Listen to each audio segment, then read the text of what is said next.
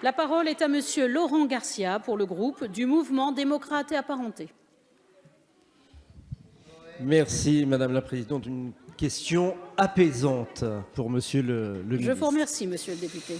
Alors les débats qui viennent de se tenir ont permis de comprendre l'importance d'une lisibilité globale de notre système fiscal et du sens social qui doit en découler. Alors je voudrais insister ce soir sur un point, la politique familiale, parce que certes, payer des impôts est naturel, mais peut-on approuver le principe que l'impôt sera le même pour un salaire identique dans une famille sans enfants et dans une famille avec 2 ou 3 enfants? Bien sûr que non. Et quoi que certains en disent, cela ne touche pas que les familles aisées, celles qui sont dans les tranches intermédiaires sont parmi les plus impactées.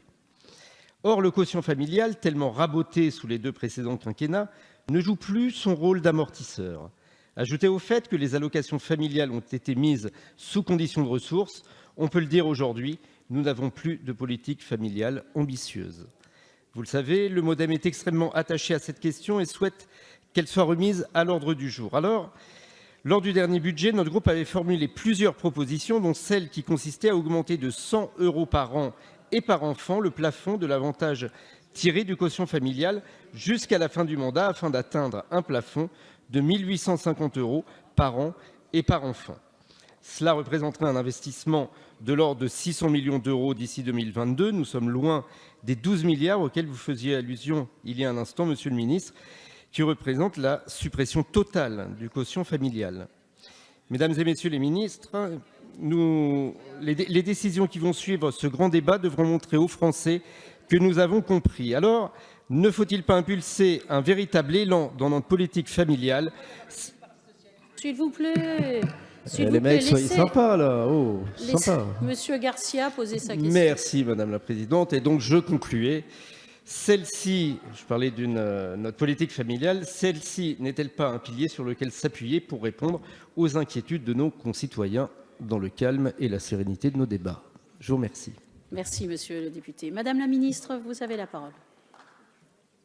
Merci Madame la Présidente. Monsieur le député Laurent Garcia, vous avez raison, la politique familiale a été souvent au cœur des débats dans ces grands débats que nous avons entendus. Et dans ce qui remonte des Français, un certain nombre de propositions sont évidemment sur la table. Vous avez une proposition qui est d'augmenter de 100 € par enfant et par an le plafond de l'avantage tiré du quotient familial. Ça représenterait une dépense de 600 millions d'euros.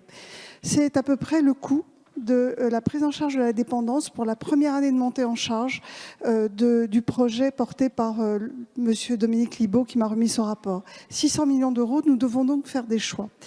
J'ai déjà eu l'occasion de le dire, il ne s'agit pas d'augmenter les impôts, il s'agit de compenser toute dépense nouvelle et d'arbitrer évidemment entre des priorités.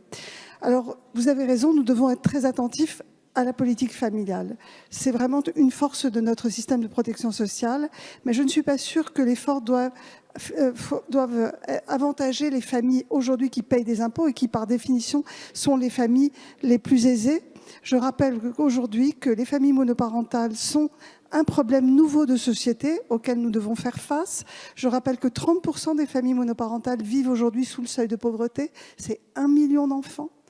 Et donc, les priorités de ma politique familiale ont été vers ces familles monoparentales pour l'augmentation de 30% du complément de mode de garde, pour l'augmentation de l'allocation de soutien de famille. Et nous allons encore travailler puisque ces familles monoparentales, elles ont été au cœur des ronds-points dans cette révolte des Gilets jaunes. Donc, j'entends votre proposition. Je crois que nous devons avoir une politique familiale ambitieuse. La création des places de crèche est une politique universelle qui aide toutes les familles. Toutes les familles ont besoin de faire garder leurs enfants.